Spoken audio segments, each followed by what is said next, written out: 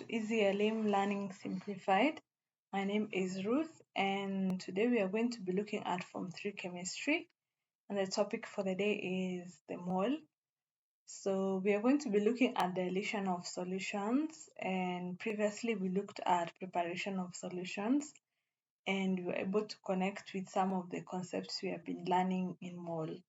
So for today, we will do how we dilute solutions. We will derive the formula for dilution, and then we are going to practice a few questions in regards to this dilution. So let's start.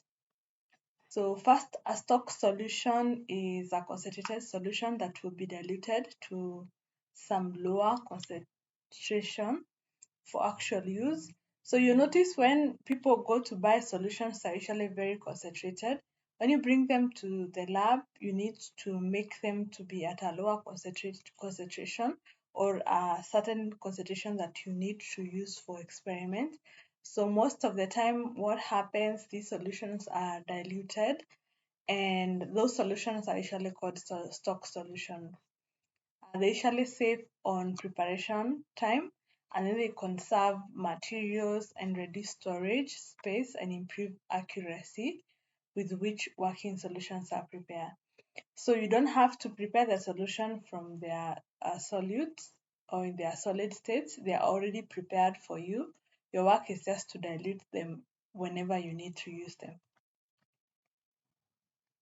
So acidic dilution is where the diluted material of the previous step is used to make a subsequent dilution. So we will be having a series of dilutions, especially in some of the calculations. So acidic dilution is now where you do consecutively. So if you use a solution that was already diluted, you dilute it again to use for the next step. We refer to that as acidic dilution. Then a step dilution involves the use of the same concentration to make a dilution. So for example, I want us to come up with the formula for calculating dilution, and we are going to do so using this question. So we measure accurately 25 centimeters cubed of 2 molar HCl and transfer the solution into a 250 centimeters cubed volumetric flask. We add distilled water to the acid and then make up to 250 centimeters cubed.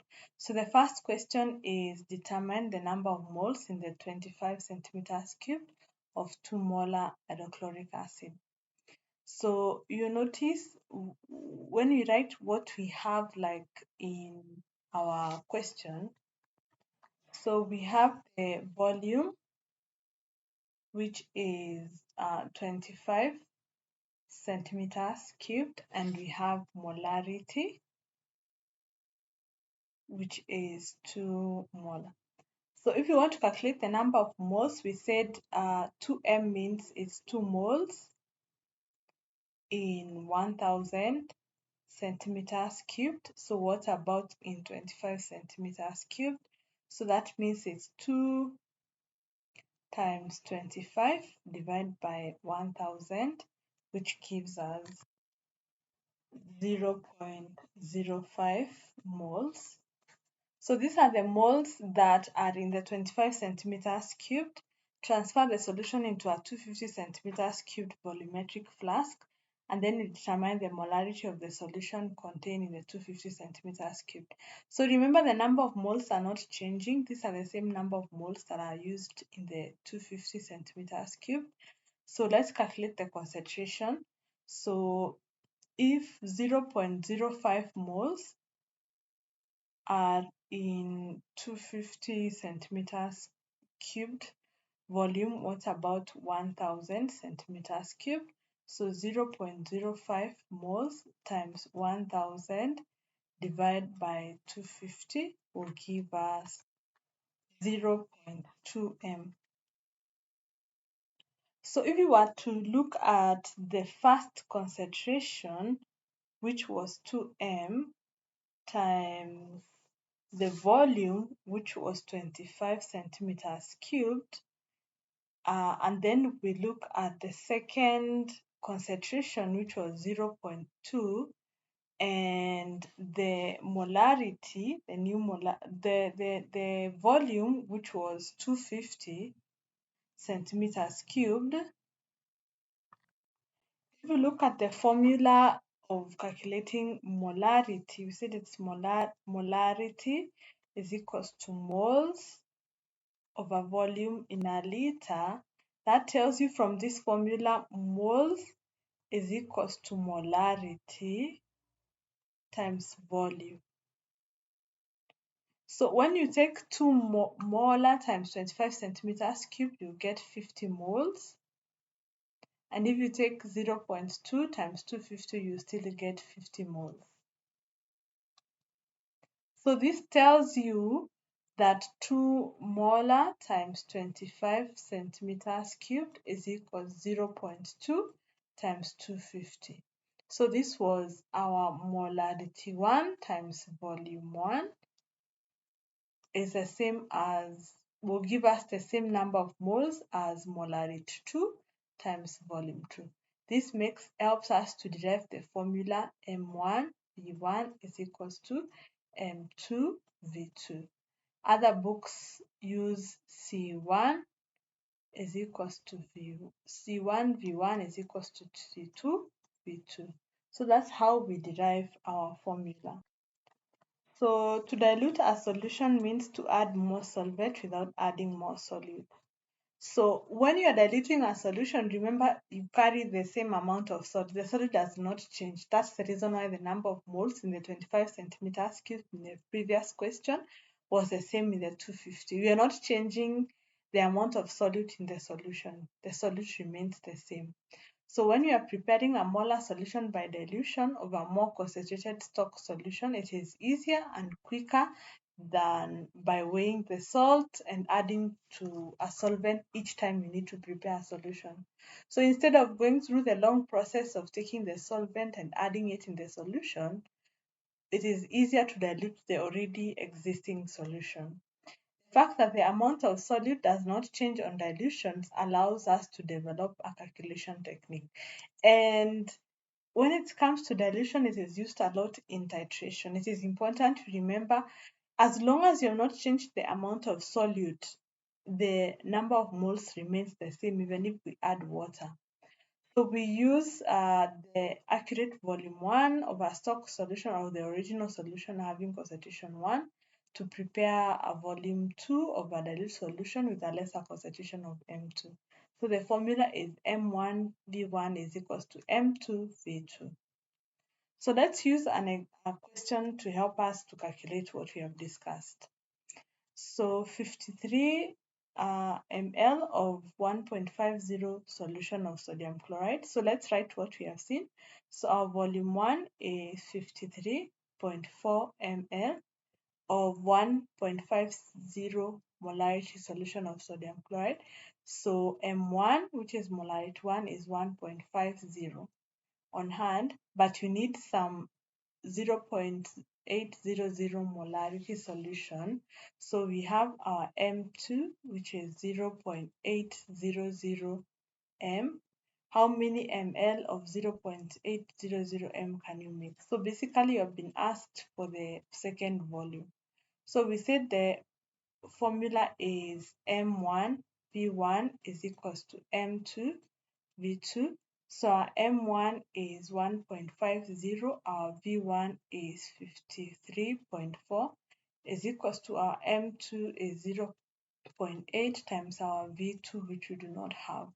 So you divide by 0.8 both sides so that we can be left with V2 is equals to 1.50 times 53.4 divided by 0.8, which will give us 100.125 ml. Remember to put the correct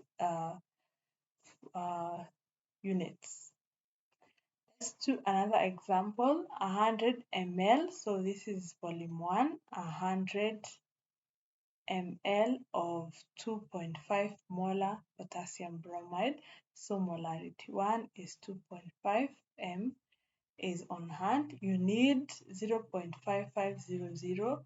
So M2 is 0.55 m. What is the final volume? So you have been asked the final volume. So the method is M1 V1 is equals to M2 V2, which is the same as 2.5 times 100 is equals to 0.55 times V2. You divide by 0.55 both sides. You get V2 is equals to 2.5 times 100 divided by 0.55, which will give you 454.545, and in this case is ml. Let's do another example. A stock solution of 1 molar, so M1 is equals to 1 m. Sodium chloride is available. How many milliliters are needed to make? So we do not have volume 1, but we have volume 2, which is 100 ml of 0.5 m. So we have M2, which is 0.750. So once again, M1 V1 is equals to M2 V2. So M1 is 1, V1 we don't know is equals to M2 0.750 times 100. So you divide by 1, you divide by 1. So V1 is basically 75 ml. Let's do another question.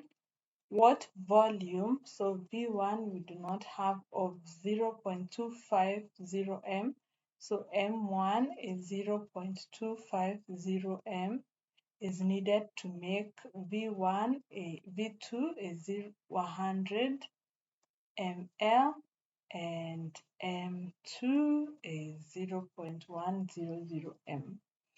So one small m1 times v1 is equals to m2 times v2, which gives you m1 as 0.25 times v1, which we do not have, is equals to m2 0.1 times v2 100. So you divide by 0.25 both sides.